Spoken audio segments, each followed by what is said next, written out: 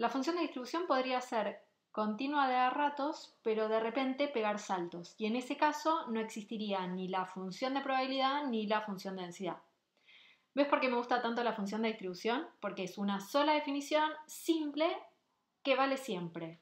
Entonces vamos a mirar todo desde este nuevo enfoque. Vamos a definir el tipo de variable según su función de distribución. Para eso necesito definirte algo que voy a llamar átomos. Voy a decir que A chiquita en R es un átomo de la función de distribución si su peso es positivo. ¿Qué quiere decir eso? Que la probabilidad de que X sea exactamente igual a A es mayor a 0. Fíjate que el conjunto de todos los átomos de mi función de distribución va a coincidir con el conjunto de todos los puntos de discontinuidad de f, esto es, donde f pega saltos. Entonces, de esta forma, voy a poder definir el tipo de variable aleatoria según su función de distribución. ¿Por qué?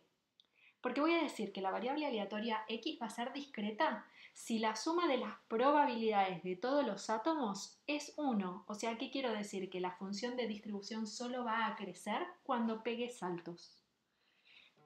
Voy a decir que la variable aleatoria x es continua si su función de distribución es continua. Es lo mismo que decir que mi conjunto de átomos es vacío. Y por último voy a decir que una variable aleatoria es mixta. ¿Cuándo? Bueno, cuando es ni continua ni discreta. Como ya no puedo hablar más de rango, porque eso era solo para discretas, voy a definir el soporte de una variable aleatoria. ¿Y quién va a ser el soporte? Va a ser el conjunto S que está compuesto por todos los x en R tales que la función de distribución pega saltos o la función de distribución crece, es decir, que la derivada es distinta de 0. Ahora sí vamos a ver el último ejemplo de este episodio. El ejemplo dice así: sea x una variable aleatoria con función de distribución f de x igual a la probabilidad de que x grande sea menor a x chiquita, que está dada por todo este choclo largo gigante.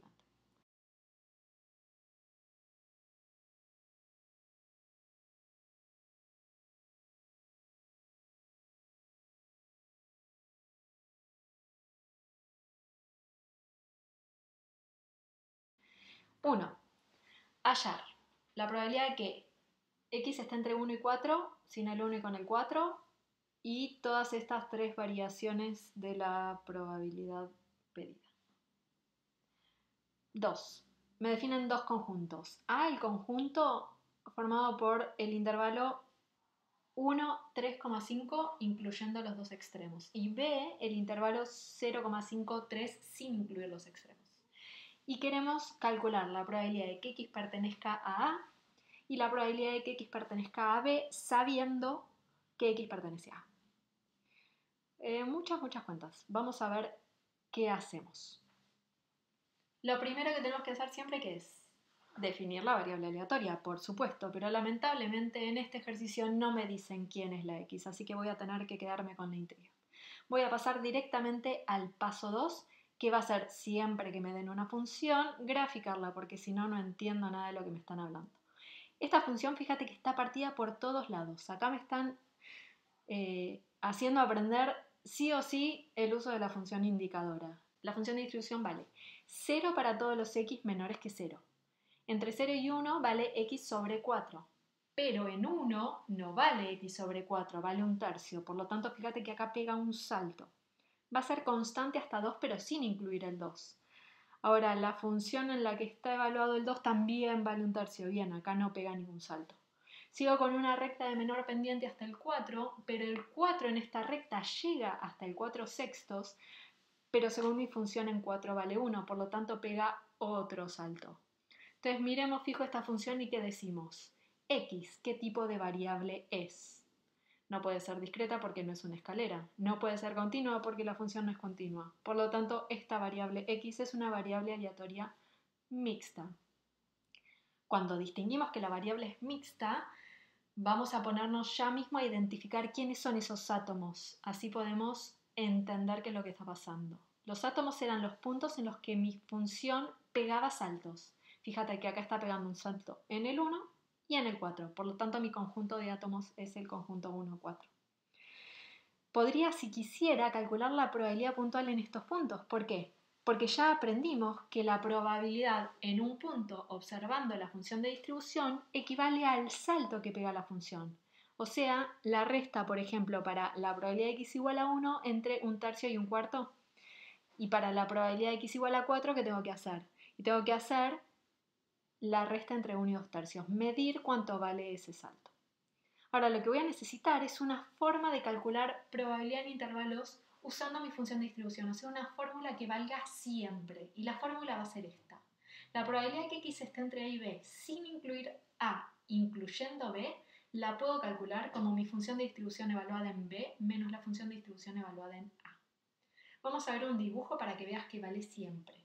Si tengo mi intervalo sobre la recta numérica y escribimos a y b, ¿quién sería la función de distribución en b? La función de distribución en b agarra el valor b y todos los valores de b hasta menos infinito y me calcula la probabilidad. O sea, barre todo esto. ¿Quién sería la función de distribución en a? Y agarra desde a menos infinito, por lo tanto, mide todo esto. Por lo tanto, si hago f de x en b menos f de x en a, fíjate con qué intervalo me estoy quedando. Me estoy quedando con el intervalo de b, pero a no, porque lo resté, y a b sí, porque lo tenía en la función de distribución. Por lo tanto, definimos la fórmula como la que te estoy escribiendo acá para que no nos olvidemos quién es. Vamos a usar esta fórmula para calcular todas nuestras probabilidades del ítem 1. Fíjate que la primera, la probabilidad de que x esté entre 1 y 4, sin el 1 y con el 4, me la pidieron primero porque es la que sale directo de aplicar la fórmula. Esto es la f de x en 4 menos la f de x en 1, que son valores que los tengo porque la función de distribución es dato. Veamos la siguiente.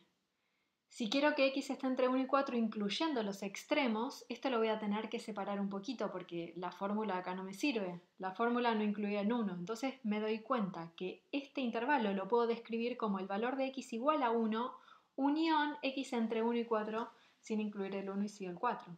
Como es una unión excluyente, puedo sumar las probabilidades. Por lo tanto, es la probabilidad que habíamos calculado en el ítem anterior más la probabilidad de x igual a 1 que la observamos cuando analizamos nuestra función de distribución. A ver si se entiende, vamos más rápido con los que siguen. Si ahora quiero el 1 y no quiero el 4, ¿cómo voy de mi fórmula a esta pregunta? Y bueno, la probabilidad, si quiero el 1 y no quiero el 4, va a ser la original que teníamos al principio, pero me sobra la probabilidad de que x sea 4 y me falta la probabilidad de que x sea 1. Entonces voy a restar la probabilidad de x igual a 4 y sumar la probabilidad de x igual a 1. Bueno, espero que hayas entendido porque la última probabilidad no te la explico, solo te la muestro. En el ítem 2 tenemos dos eventos, A y B. Entonces, ¿qué significa la probabilidad de que x pertenezca a A? Significa que mi variable aleatoria está entre 1 y 3,5 incluyendo los dos extremos. Con lo que aprendí recién, ¿cómo lo escribiría?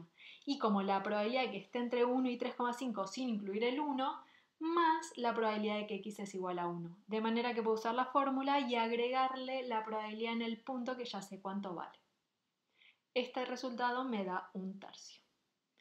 Y ahora la probabilidad condicional. Pero ya sé re bien calcular probabilidades condicionales. ¿Qué pasaba? Siempre y cuando la condición tenga probabilidad positiva, eso es clave, voy a calcular esta probabilidad como la probabilidad de la intersección dividido la probabilidad del condicionante.